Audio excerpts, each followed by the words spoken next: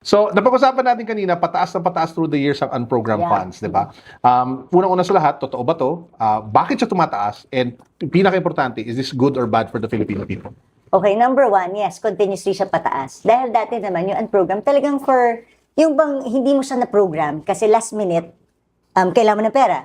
Inintindi mo, parang, syempre meron kang, ang unprogram kasi, you have new revenue measures, meron kang bagong regulation na nagkaroon ng pera. So, ibig sabihin, hindi mo siya na-program. Dahil Correct. excess revenue siya. Correct. So, dahil excess revenue siya, May hindi pangpondo mo ka siya na. na-program. Oo, tama. Kaya siya unprogram. Correct.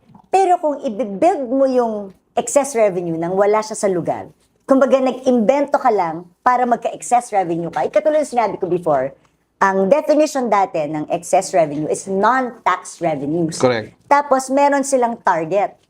So kung ang target mo mababa, pero ang collection mo every year is mataas. Kung ang target mo 200 billion. Pero lagi ka Pero 500. laging 400 ang collection mo, then sinadya mong magkaroon ng unprogram. Sandbagging tawag doon. Oh, yeah, ganun parang sagot.